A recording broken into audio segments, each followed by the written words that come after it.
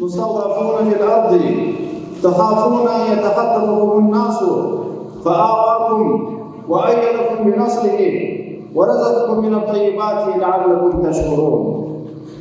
رب جل جلاله فرمایي تر بیان کې راو چې لږ واسه کوم ځای کې دا حالت قریب واسه خلق په عمل یوسي الله جل جلاله ځای درکې الله رب العالمین ستاسو نصرت وکړي الله رب العالمین طیبات درکړه د دې لپاره لعلکم تشکرون چې د خدای په متعال شکر بیا ادا کړئ. نو دا سه مذاکرات دا سه مجالس جوړول درب جل جلاله د انعاماتو مذاکرات د وحود په غزوه کې هم دا سه حالت جوړو چې د افغانستان وضعیت څه ناسه د سره مشابهت درلودلای شي. البته غزوه الاحزاب او مختلف قومونه راځي چې د محمد علیه السلام په مقابل دا غزوه الاحزاب غونډه و ټول دنیا اکثر د دنیا راځي چې د افغانستان د مظلوم ملت په مقابل هغه ځای کې الله پاک فرمایي إذ جاءتكم من فوقكم ومن أسفل منكم وإذ زاغت الأبصار وبلغت القلوب الحناجر وتظنون بالله الظنونا. هغه وخت بیان کوي چې دشمن د لوري خوا روانو د چرچ خوا روانو زړونه مخلیت راغلي و پنجرو ته رسېدلي و سترګې مو کږې شوې وې او کسر فکرونه در سره پیدا شوي وو. هغه وختونه در بیان نو قدرمنو موږ تاسې د یو ډېر سخت تریخ حالت نه تېر کله چې اشغال پر یو ملک باندې راځي د چا حریت سلبېږي د ایمان غله راځي د وطن غله راځي د عزت غله راځي په دا وخت کې مقابله ضروري هم ده او ډېره سخته هم ده او بیا په داسې حالت کې چې د دشمن سره د په هیڅ لحاظ باندې مساوات نه په اعتبار د اسبابو نه په اعتبار د مادیاتو نه په اعتبار د افرادو نه په اعتبار د تربیه په داسې حالت کې مقابله کول ډېره ګران دي. خو رب جل جلاله قانون دا دی عادت یې دا دی همیشه مقابله د هغه چا په مابین کې راولي چې یوې خوا ته قوت او باطل بلې خوا ته حق او ظلم خو دغه چې ضعیفه ظاهرا بلل کېږي دا تر هغه قوي بیا قوي په اعتبار د حقیقت. ذلك بأن الله مولى الذين آمنوا وأن الكافرين لا مولى لهم.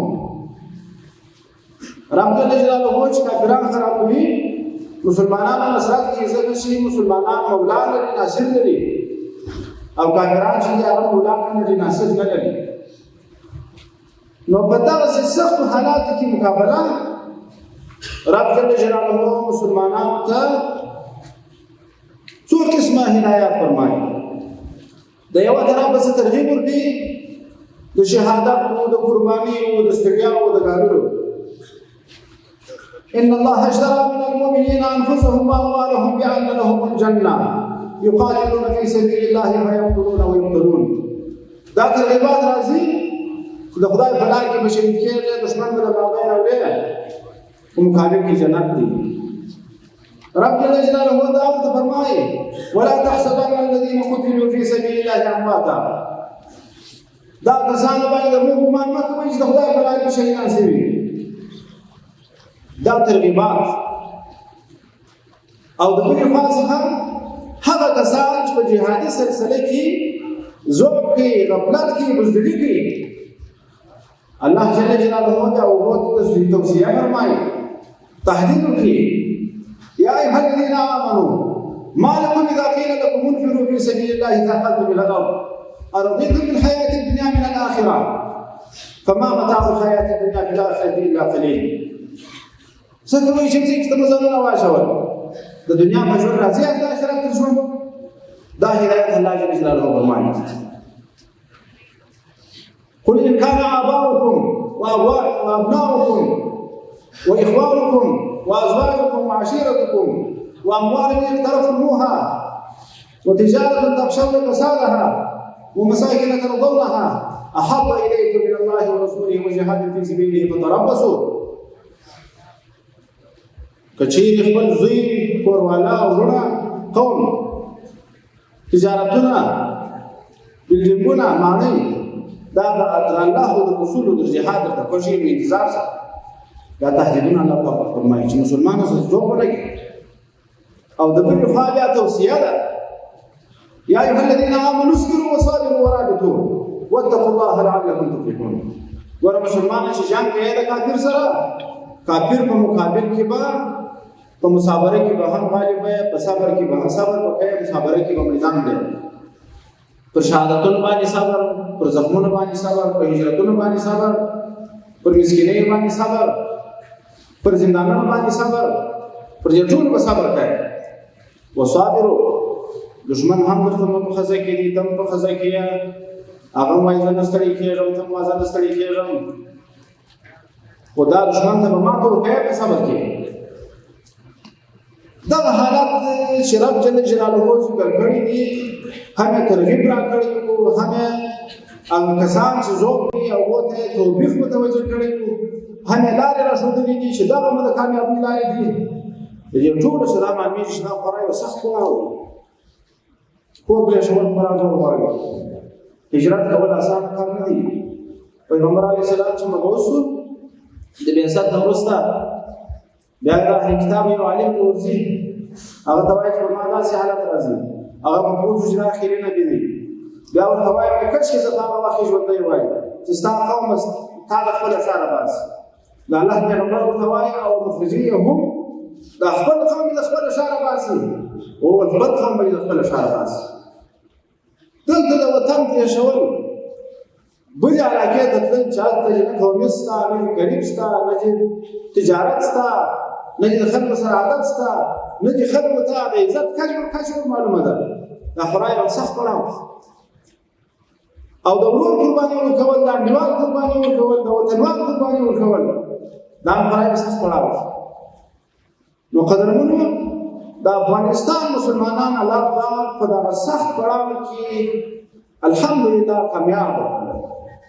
هم یې هجرتونه وکړل، هم یې شهادتونه ورکړل، هم یې زندانونه وګالل، هم یې زخمونه یوړل، هم یې تجارتونه تباه شول، د هر څه سره مخ شول. خو ځان یې ټینګ کړي، مصابره یې وکړه، په دښمن باندې غلبه حاصله کړه په صبر. په نتیجه کې الله رب العالمین موږ تاسو ته د کفارو ذلت، د مسلمانانو عزت ډارانشي. اوس چې کوم نعمت الله پاک راکړی دی دا داسې یو شی نه دی چې بس د یو شا سره یو بوټ ورواخیستل، په لکاو ځواني قربان شوې، په لکاو میندې بورې شوې، په لکاو پیغلانې کونډې شولې او په لکاو بچیان یتیمان شوه. د دې ټولو قربانیو په برکت د دې په نتیجه کې موږ تاسو د دې حالت سره مخ شو چې د عظیم نعمت الله پاک راکړی چې هغه استقلال او ازادي ده. د استقلال او د ازادي په قدر باندې قدرمنو هلته ښه پوهېږئ چې کله تاسې غلامان د یو مرګ سره چې د خپل ایمان اختیار نه وي، د یو مرګ سره چې د خپلې خاورې اختیار نه وي، د یو مرګ سره چې د خپل ناموس د عزت اختیار نه وي، د یو مرګ سره چې خپل تصمیم نیولو اختیار نه وي، دا ژوند څه ژوند دی؟ د دې ژوند په مرګ ډېر بېل دی. رب جلاله موږ تاسو په یو لوی نعمت باندې ونازولو، ایمان مو محفوظ شو. په جنګ کې کوم شهیدانېدلو ایمان خو راسره و، په جنګ کې کوم زندان تللو ایمان خو راسره و، په جنګ کې کوم زخمیانېدلو ایمان خو راسره و. د ایمان غلا خو چا نشوی کولی، خو که مو سر ټیټ کړی وای د سرټیټۍ په صورت کې به بیا موږ د ایمان د خطر سره مخ وایو. ځکه د کفارو مطلب دا نه و چې وطن ونیسي، دلته حاکمیت وکړي. د کفارو مطلب دا و چې دغه افغانستان دا ولې تر اوسه داسې نر پاتې دی، د افغانستان تر اوسه ولې داسې مسلمان پاتې دی، د افغانستان تر اوسه ولې داسې شوخ کېږي. دا ستا شوخي، دا ستا ایمان، دا ستا غیرت دا دنیا ته قابل برداشت نه وي. ستا سړک پکار دی، ستا تعریف پکار دی، ستا ایمان یې پکار دی، ستا فکر یې پکار دی. د دغه لپاره راغلي. اوس د کفارو لاسونه کار شوه، د کفارو ژبه ګونګه شوه، د کفارو د مادیاتو د مصرفولو ځای په افغانستان کې نشته. چې ما ته مې ویل، تا ته مې ویل چې راسه بغوان په خپل باغ کې کار کوه، 1500 افغانۍ زه ورځې درکوم. راسه دا سړک چې جوړ کړه 2 پیسې زه درکوم. راسه دا کلینیک چې جوړ کړه 2 پیسې زه درکوم. دا مکتب کې دا ماشوم چې درس وایي یو ټیم غوړي زه ورکوم، کلام کتابچه زه ورکوم. دا مصارف لارې بنده ده. اوس ایمان محفوظ، فکر دې محفوظ، وطن دې محفوظ.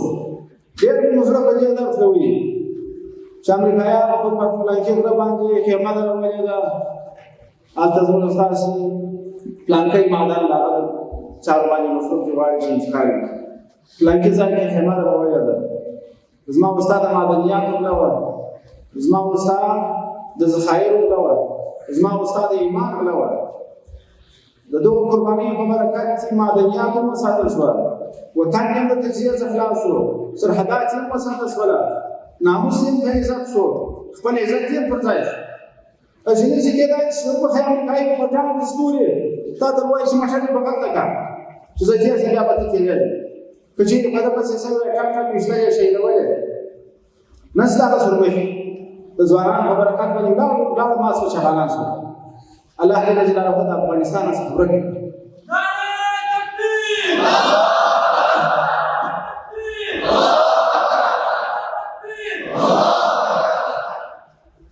الله جل جلاله افغانستان کې ډېر غټ نعمتونه موږ ته راکړي. د هر څه جهاد باندې ټولواک او خودمختار قدرمنو هغه شریعت چې د هغه شریعت په تطبیق باندې مسلمان اجر مکلف دی، هغه شریعت تطبیق ته لاره واړوه. د خدای پاک دین د خدای په ځکه نافظول کولی شو، هېڅ مشکل نه لرو. نو څوک درته ویلی شي، نو څوک مشکل درته جوړولی شي. او د جهاد هدف او مقصد هم دا شی دی. جهاد خو ظاهرا څه شی دی؟ لکه څنګه چې یو کس ویلي وو چې دا خو بس فلان یې نړولو، خاجې یې چې پټولې وو، سړکان یې نړول. دا خبره یې کول، دا لوی جهالت دی. دا خبره د جهاد په تاریخ نه یې پوسوي. جهاد خو وایي هغه ته تخریب البلاد و تعظیم العباد. جهاد معنا دا چې ښارونه نړوه او خلک وژنه. خلک وژنه، ښارونه نړوه.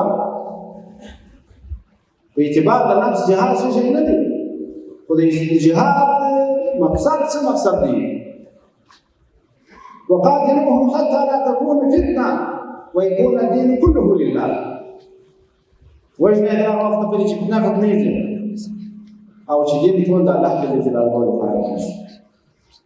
اعلان کلمت الله د الله تعالی د شایعو اقامه، د کفر ذلت، د اسلام اقامه، دا د جهاد هدف. په اعتبار د غیر جهاد حسن نو په دې کې به دا راځي چې پل به هم رانیږي، خاده به چپه کېږي، سړک به هم رانیږي. هغه پل خاده څه کوم چې د دې خادې په توسط باندې زما ځوان مجاهد شهید کېږي، زما خور شهید کېږي، زما مور شهید کېږي، جاسوس راپور ورکوي، تیارانو چې چپه وي. دا خاده په سپېڅلي وطن کې هغه پل څه کوم چې پر هغه پله باندې ما ته د امریکایانو څنګه راځي او زما بسته کلي بې عزته کېږي، ماشومان شهیدانېږي، ښځې په اور باندې سوځي. چې کله اقامه راغله د شریعت، اقامه راغله د اسلام، کافر ذلیل شو. بیا وروسته موږ مکلفیتونه لرو. نو قدرمنو قرباني مې ورکړه، الله پاک دې قبول کړي. استقلال او حریت مو وګټلي، الحمدلله. اوس تر دې وروسته پکار څه ده؟ پیغمبر صلی الله علیه وسلم چې فتح د مکې وکړه، نو د فتح په ورځ چې کله مکې معظمې ته داخله دي، پر خپله دابه باندې سپور دي، ټوله لنګوټه یې تړلې ده.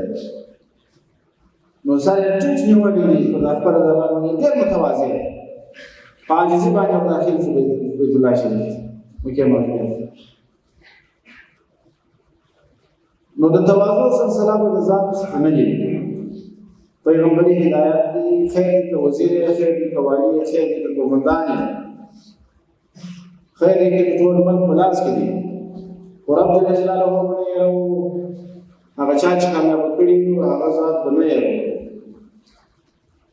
او د کوم مقصد لپاره چې جهاد کړی دي قرباني دې کړې ده هغه مقصد به نه یو ربیع بن عامر چې د عراق په ځای کې د مسلمانانو قومندان دي دا د رستم سره چې د پاریس قومندان دي پاریسیان قومندان دي د دې سره مخ شو او کمان انتم او دوی نحن قوم ابتعثنا الله تعالى لنخرج العبادة من عبادة العباد إلى عبادة رب العباد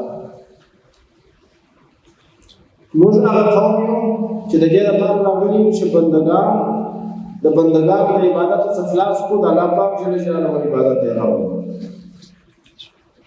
او موږ هغه قوم یو چې خلک د جور سره ادیانو خلاص کړو عدل د اسلام ته راوړو او موږ هغه قوم یو چې خلک د دنیا د تمیز خلاص کړو د دنیا او د آخرت پر راکې راوړو نو د جهاد هدف هم دا شی دی چې پر خلکو وسایل راسي خلک د الله تعالی عبادت ته متوجه شي او د اسلام عدل قائم شي موږ تاسو څه کوو د الله تعالی د زندګۍ کامل د اسلام د عدالت لپاره تواضع صفات په ځان کې نه نشته کوو که تواضع موجود او د مسلمانانو سره انصاف کیږي او د تکبر په سلسله کې بیا ظلم ما بین راځي د خلکو حقوق تر پښو لاندې کیږي مسلمانان ما یې کیږي دوهم کار چې پیغمبر علیه السلام ته وکړي هغه دا و چې عمومي عفو اعلان کړي اوس خو د دې وخت د مکې مشرکین ټول په لاس کې وو هغه خلک وایي چې پیغمبر علیه السلام په دا مبارک مسجد کې خپه کړی وو هغه خلک وایي چې د الله پیغمبر پر عبادت باندې چې پر سجده وو په غاړه کې د وښو ورشین ورېښي وو هغه خلک وایي چې د الله پیغمبر یې وهلی وو زیر کړی وو بې عزته کړی وو خو د دې ټول ناخوالو سره پیغمبر علیه السلام مبارک طواف کوي دا خلک شاوخوا ورته ولاړ دي دا د مکې خلک وایي ته به زموږ سره څه کوې او وایي تاسو ټول ازادي اوسئ انشاءالله سلام ټول یې محدود خلک چې هغه ډېر مسلمان وو هغه یې د استثنا نه نورو ټولو خلکو ته وکړل زموږ ستاسو اسلامي امارت الحمدلله عمومي عفو اعلان کړه او الحمدلله د اسلامي امارت په قیادت کې یو مهم صفت چې موجود دی هغه خپل امیر کامل اطاعت دی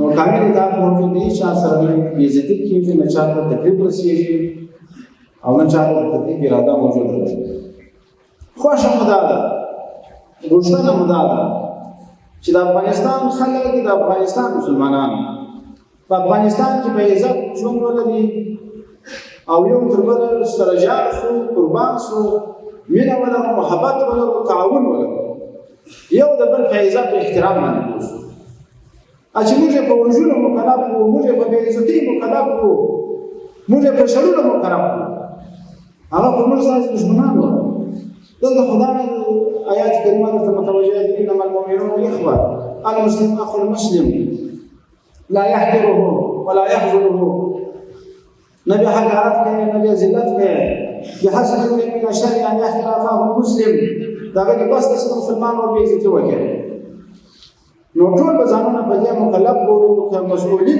یو ولسي مسؤلین به د ولس حقوق ته د وطن جوړولو ته د اسلام قانون تجمني ولس به کامل اطاعت تجمني د خپل نظام او د خپل نظام تر شا ولري الله رب العالمین په مجاهده سلسله دوامدار ساتي الله تعالی د افغانستان بیا د داسې ناخوالو سره نه مخ کېږي لکه مخکې چې مخ سوی خو دنیاوال په دې باندې پوه سي چې په دغه خلکو کې دا مزاج داسې جوړ دی په اسلام باندې چې بې اسلامه بل شی نه مني بې حریته بل شی نه مني خپل د وطن یوالي به یې خاوره چاته نه وپرېږدي څوک چې زړه نه شي غلامان په توسط باندې چې د افغانستان تښتېدلي دي هغه ورته ګلو ګلزار کې راځي دومره کیسه نه ده موږ په افغانستان داسې په لاس باندې تاسې باندې خپل استعمار حاکم دي څو وارې خطا کړي یاست نور مه خطاوځئ دا افغانستان د هغه زلمیانو کور دی د هغه افغانانو کور دی چې د سر قربانول د خپل دین او د وطن په مقابل کې ډېر اسانه ورته معلومېږي څوک یې خطاوځي نه